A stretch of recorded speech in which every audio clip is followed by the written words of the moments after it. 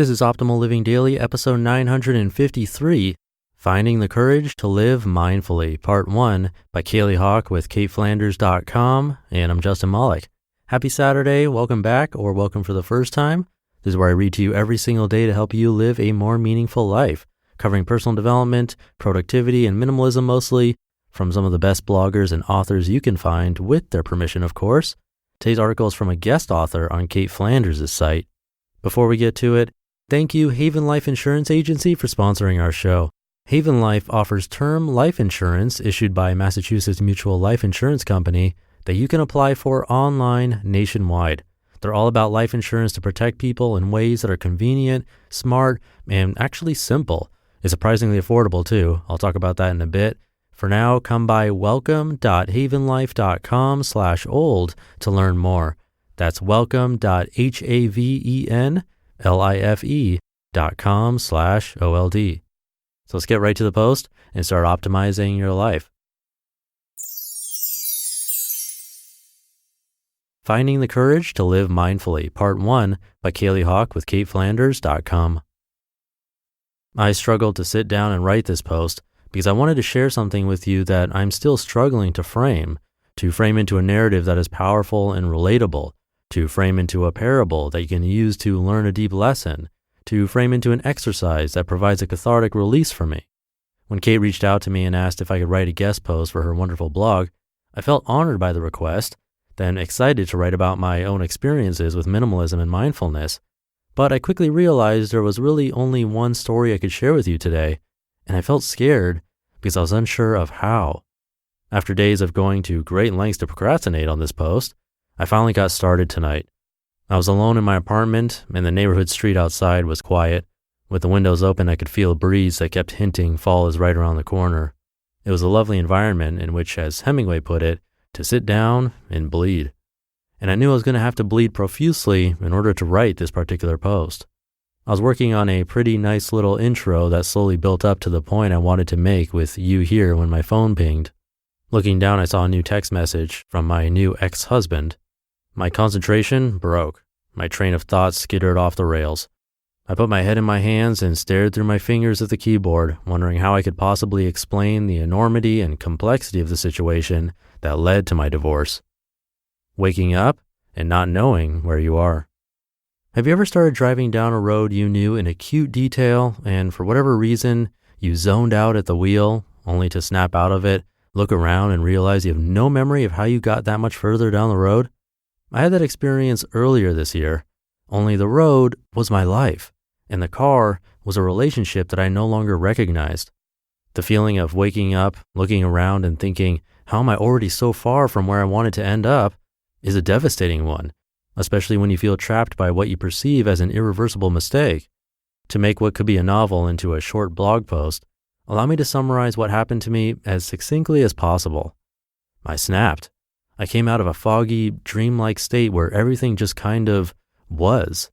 I realized this is my life and I'm not living it how I want, and then started furiously clawing my way out of the box I built for myself.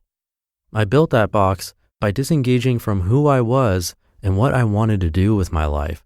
I gathered the raw materials I'd need to construct it when I made decisions based off other people's expectations.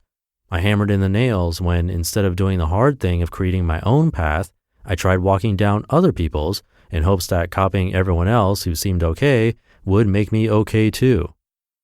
The struggle with guilt and other useless emotions that hold us back. When I first realized that I wanted out of my marriage, I thought I would drown in the waves of shame, guilt, sadness, anger, and panic that slammed into me.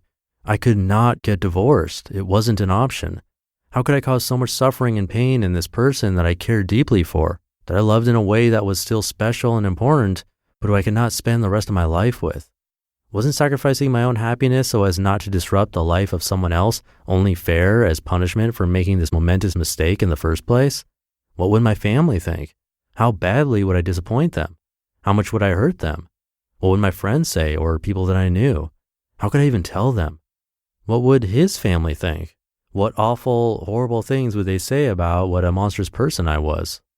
Combined with these worries, an endless stream of thoughts about what a failure, what a selfish, cruel, evil human being, what a bad person I was, swirled through my head. I was paralyzed by fear, self-loathing, and guilt. Until a close friend of mine told me that if I was unhappy, then something needed to change. And if failing to make mindful, intentional decisions led me to this point, it was time to stop making that mistake. It was time to be honest about how I felt, what I needed, and where my life would go. I needed to quit letting external factors dictate my actions. I needed to make the decision that was right for me, because no one else is living my life and it's the only one I'm going to get. Our experiences of this existence are valuable beyond words, and we shouldn't limit our steps to the path that works for other people but not ourselves.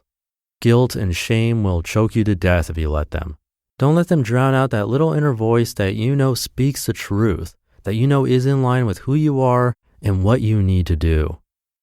To be continued.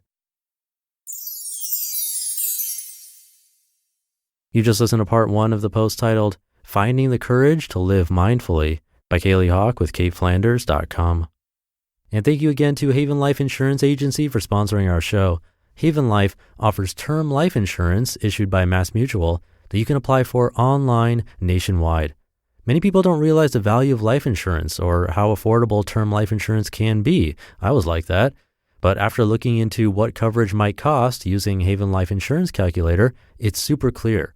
For example, a 35-year-old woman in excellent health could get a $500,000 20-year Haven Life term policy issued by MassMutual for around $18 a month to help financially protect her family if she were no longer around. That's worth it.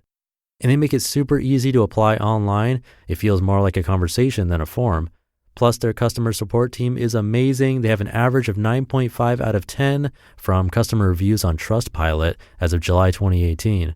Come check it out and get your free quote at welcome.havenlife.com/old.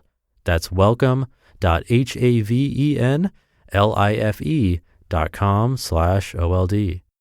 That'll do it for this episode. I hope you're having a great weekend. Thank you for being here, and I'll see you in tomorrow's show where we'll finish this post and where your optimal life awaits.